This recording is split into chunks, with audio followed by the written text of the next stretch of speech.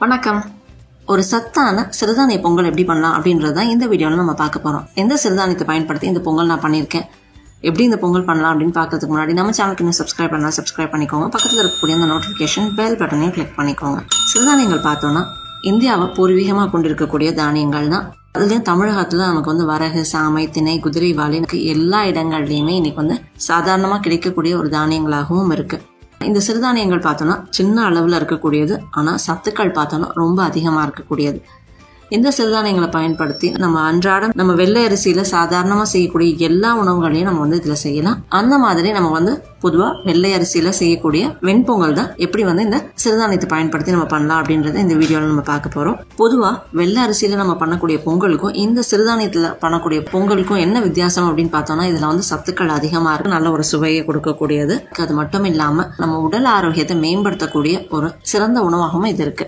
இப்போ இந்த பொங்கல் எப்படி பண்ணலாம் அப்படின்றது நம்ம பார்க்கலாம். இந்த பொங்கல் பார்த்தோம்னா நான் குதிரைவாலி அரிசியில தான் பண்ணிருக்கேன். இதுக்கு முதல்ல நான் பாசிப்பருப்பு ஒரு 1/2 கப் அளவுக்கு எடுத்துக்கிறேன். அதோட குதிரைவாலி அரிசியையும் ஒரு 1/2 கப் அளவுக்கு எடுத்துக்கிறேன். இந்த அளவு பாசிப்பருப்பையும் குதிரைவாலியும் நம்ம எடுத்துக்கும் பொழுது பொங்கல் நல்ல ஒரு கிரீமியாகவும் இருக்கும், அதே மாதிரி நல்ல ஒரு சுவையாகவும் இருக்கும். பாசிப்பருப்பினுடைய அளவு வேணா கொஞ்சோண்டு குறைச்சிக்கணும்னா குறைச்சிக்கலாம். அதாவது ஒரு பங்குக்கு நம்ம 3/4 பங்கு எடுத்துக்கலாம். நான் இது சம அளவு ஒரு பங்குக்கு ஒரு பங்கு எடுத்துக்கிறேன். ஒரு 4-5 தடவை நல்லா நம்ம கழுவி இந்த அழுக்கெல்லாம் இல்லாம தண்ணி தெளிவாகிற வரைக்கும் நல்லா கழுவி எடுத்துக்கலாம். கழுவி எடுத்துக்கிட்டதுக்கு அப்புறமா இதுல ஒரு 1 கப் அளவுக்கு தண்ணி ஊற்றி ஒரு 1/2 மணி நேரத்துல இருந்து 3/4 மணி நேரம் ஊற வைக்கிறேன். இப்போ ஒரு 1/2 மணி நேரம் கழிச்சு நம்ம பார்த்தோம்னா இந்த சிறுதானியங்கள்லாம் நல்லா ஓரளவுக்கு ஊறி இருக்கு. இந்த நேரத்துல நம்ம ஊற வச்சிருக்கிற இந்த தண்ணியை வடிச்சிட்டு ஒரு 10 நிமிஷம் 15 நிமிஷம் அப்படியே வச்சிடலாம். அடுத்ததா நம்ம இந்த பொங்கல் எப்படி பண்ணலாம் அப்படின்றது பார்க்கலாம். இது நான் மண் பாத்திரத்துல தான் பண்ண போறேன். நீங்க குக்கர்ல பண்ணோம் அப்படின்னாலும் குக்கர்ல இதே மாதிரி நீங்க பண்ணிக்கலாம். இப்போ மண் சட்டியை நான் முதல்ல அடுப்புல வச்சுக்கிறேன். இதுல ஒரு 2 ஸ்பூன் அளவுக்கு நெய் சேர்த்துக்கிறேன். நெய் நல்லா சூடானோன்னு நம்ம கழுவி ஊற வச்சு அதுக்கப்புறமா தண்ணியை வடிச்சிட்டு எடுத்து வச்சிருக்கிற இந்த சிறுதானியத்தை பாசிப்பருப்பையும் இதோட சேர்த்துக்கலாம். இதை நல்லா ஒரு 5 நிமிஷம் வறுத்துக்கலாம். முதல்ல சிறுதானியங்கள் நாங்கள் இப்பதான் செய்ய போறோம், என்ன மாதிரியான உணவு செய்யலாம் அப்படின்னு நினைக்கிறவங்களுக்கு ஒரு ஈஸியான, ரொம்ப ஒரு ஹெல்த்தியான, செரிமானத்துல எந்த பிரச்சனையும் கொடுக்காத சிறுதானியம் அப்படின்னாலும் அது இந்த குதிரைவாலி அரிசி தான். அதே மாதிரி குதிரைவாலியில செய்யக்கூடிய இந்த பொங்கலாகவும் இருக்கும். இந்த மாதிரி நம்ம வறுக்கும் பொழுது இந்த மாதிரி இது பொரிஞ்சு வரதை நம்ம பார்க்கலாம். இந்த மாதிரி பொரிஞ்சு வரும் பொழுது நம்ம தேவையான அளவு தண்ணி சேர்த்துக்கலாம். 1/2 கப் அளவுக்கு பாசி பருப்பும் 1/2 கப் அளவுக்கு குதிரைவாலி அரிசியும் எடுத்திருக்கேன். அதாவது மொத்தமா 1 கப் அளவுக்கு நம்ம எடுத்திருக்கோம் அப்படின்னா 3 கப் அளவுக்கு நான் தண்ணி இதோட சேர்த்துக்கிறேன்.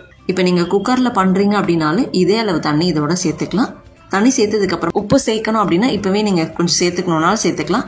நான் கடைசியா தான் உப்பு சேர்க்கிறேன். இதை இப்போ நம்ம நல்லா வேக விடலாம். குக்கர்ல செய்யறவங்க இதை அப்படியே மூடி வச்சு நம்ம வேக விடலாம்.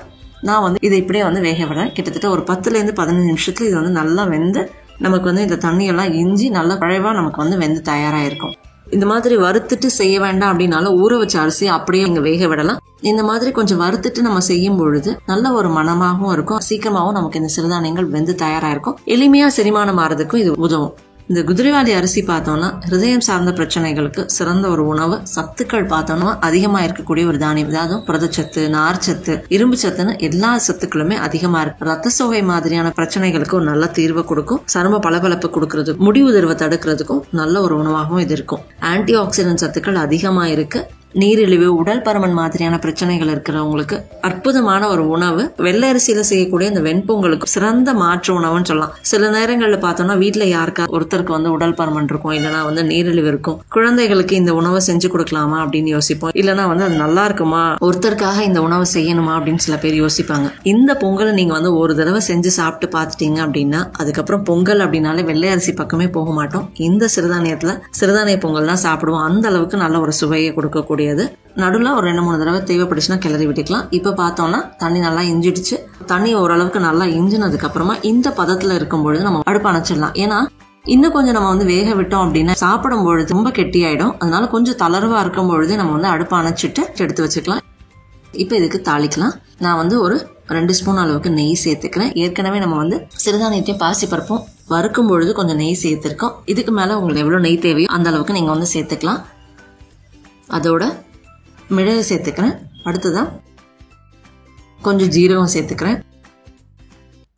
ஜீரகமும் மிளகும் ஓரளவுக்கு நல்லா பொரியிற நேரத்துல கொஞ்சம் பெருங்காயம் சேர்த்துக்கலாம்.